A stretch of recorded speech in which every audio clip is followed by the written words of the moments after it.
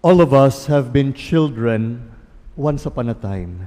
And as we grow older, we sometimes find ourselves looking back to those early years, the freedom we enjoyed, the simplicity of life, the little joys that could make our hearts leap, and the boundless energy of youth.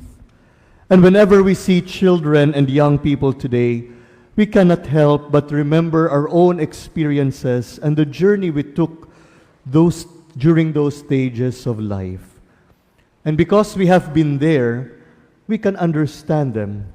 We can listen to their struggles, share in the joys, and walk with them in the journey.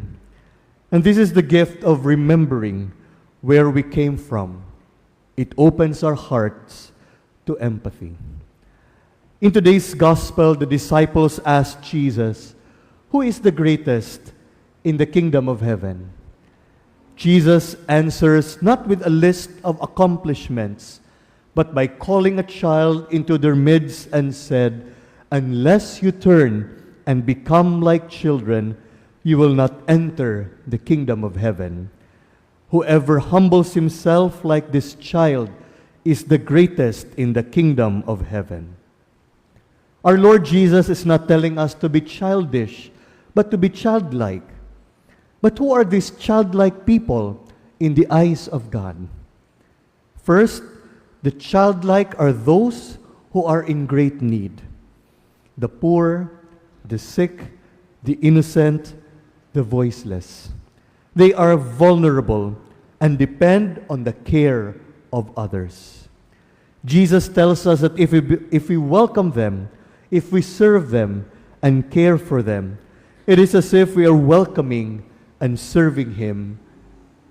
Kung kita mugahin og panahon aron sa pagtabang kanila nga ng kinahanglan, samara nga atong gidawat ug giatiman si Kristo. Secondly, the childlike are those who are humble, those who do not seek recognition, praise, or honor. They live in gratitude, knowing that everything they have is a gift from God. And because they know their dependence on Him, they pray daily, placing their lives into God's loving hands. Ang tao nga mapaobsanon, nagaampo sa kanunay, tungod kay nasayod siya, nga kung wala ang Diyos, wala siya'y mahimo. Today, the church celebrates Saint Jane Frances de Chantal, a woman who lived this childlike humility and trust. She was a wife, a mother, a widow, and later the foundress of the Visitation Order, together with Saint Francis de Sales.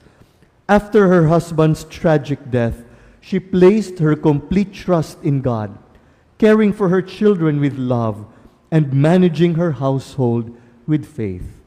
And when God called her to the religious life, she humbly obeyed, leaving behind her wealth and comfort to save the poor and the sick.